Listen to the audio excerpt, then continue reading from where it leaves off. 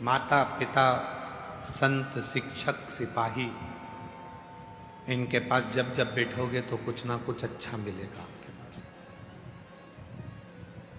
एक राष्ट्र का सैनिक बॉर्डर पर खड़े होने वाला एक सैनिक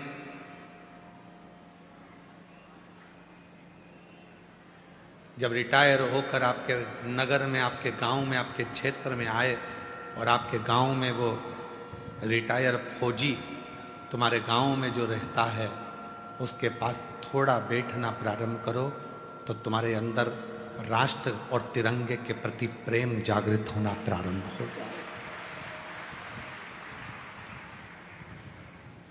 एक रिटायर कर्नल, एक रिटायर फौजी जो अपनी सेवा देने के बाद रिटायर हो जाता है, सेवानिवृत्त हो जाता है और घर आ जाता है, उसके पास बैठो। माता पिता की सर्विस चली गई, नौकरी चली गई, रिटायर हो गए, दुकान छोड़ दी, व्यापार छोड़ दिया, रिटायर हो गए, बच्चों ने काम संभाल लिया, तो बच्चों से और परिवार से निवेदन है कि वो अपने बुजुर्ग माँ बाप के पास जरूर बैठें। जितना अनुभव उनकी जिंदगी में है वो तुम्हें देंगे और तुम्हें मंजिल तक पहुंचाने का कार्य करेंगे।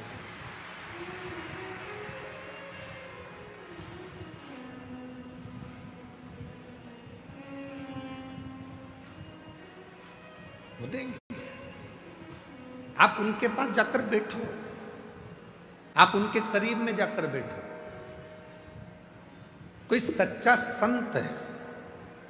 आज के जमाने में सबसे कठिन बात तो यह है कि दिखावा इतना हो गया, ओरिजिनल संत तो मिल ही नहीं पाते। कोई सच्चा संत तुमको जिंदगी में मिल जाए, कोई अच्छा गुरु तुम्हारी जिंदगी में मिल जाए तो उसके पास थोड़ी देर जाकर बैठना, केवल वो देख ही लेगा आपको तो ही आपका कल्याण कर देगा। आपको कुछ बोलने की जरूरत नहीं, कहना ही नहीं पड़ेगा।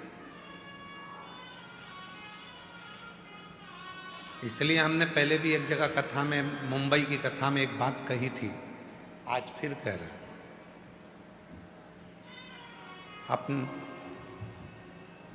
मुंबई की कथा में एक बात कही थी, वो भी थोड़ी विवाद में रही, परंतु आज हम फिर कह रहे हैं। अपने बच्चों को चिड़ियाघर और रिश्तेदारों के घर जरूर लेकर जाया करो। चिड़ियाघर जाएंगे तो जानवर को पहचान जाएंगे और रिश्तेदारों के घर जाएंगे तो उनका व्यवहार पहचान जाएंगे।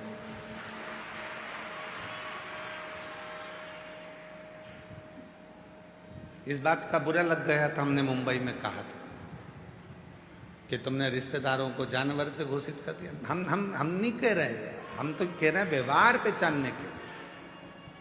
अपने बच्चों को चिड़ियाघर भी लेकर जाओ तो वो जानवर को पहचानेगा कि कौन सा जानवर क्या खाता है, कौन घास खाता है, कौन शाकाहारी है, कौन मांसाहारी है, कौन कैसा है।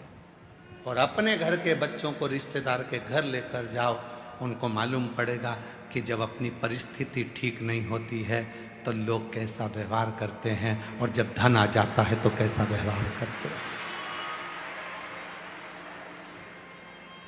लेकर जाओ बच्चों को, चिड़ियाघर भी ले जाओ और रिश्तेदारों के घर भी ले जाओ, मालूम पड़ेगा।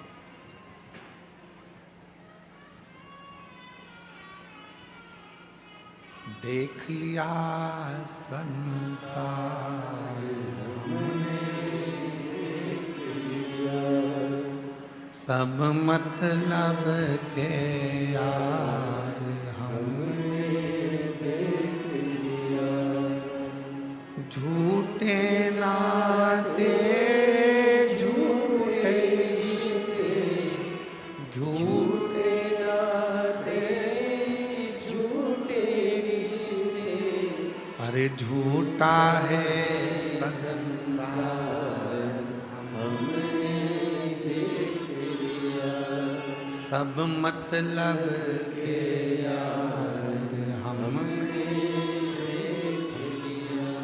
देख लिया संसार हमने देख लिया। लेकर जाओ बच्चों को चिड़ियाघर भी लेकर जाओ तो पहचानेंगे कि जानवर कैसा है। बच्चों को रिश्तेदार के घर भी लेकर जाओ तो पहचानेंगे रिश्तेदार कैसा, किस तरह का व्यवहार है उनका। जब धन नहीं होता तो कोई नहीं होता, जब धन बढ़ जाता है, वैभव बढ़ जाता है, सत्ता बढ़ जाती है, कुर्सी पद प्रतिष्ठा बढ़ जाती है, तो ढेरों रिश्तेदार बन जाते हैं। ढेरों। कौन पूछता था तेरी रहमत से पहले? कौन पूछता? जब तक तूने कृपा ना करी तब तक कोई ना पूछा, और जब तेरी रहमत होना प्रारंभ हो गई तो लोग कहने लगे ये तो मेरे अपने हैं, मेरा रिश्तेदार, मेरा नातेदार, मेरा कुटुंबी, मेरा अपना। कौन पूछता था तेरी रहमत से पहले? कौन पूछा? इसलिए निवेदन कर रहे हैं, फौजी रिटायर हो जाए तो उसके पास जाकर बैठो, शिक्षक रिटायर हो जाए तो उसके पास जाकर बैठो। शिक्षक रिटायर हो जाए उसके पास थोड़ी देर बैठा करो, वो कहीं ना कहीं तुमको अच्छा ज्ञान देगा, अनुभव देगा। सिपाही रिटायर हो गया, फौजी रिटायर हो गया, उसके पास बैठो। शिक्षक रिटायर हो गया, उसके पास थोड़ी देर बैठो। संत वृद्ध हो गया, बुजुर्ग है, संत है, गुरुजन है, सत्यता है उसके अंदर, कहीं आडंबर नहीं, कहीं दिखावा नहीं, कहीं ढोंग नहीं, कोई प्रपंच नहीं। उसके पास 2 क्षण के लिए बैठो।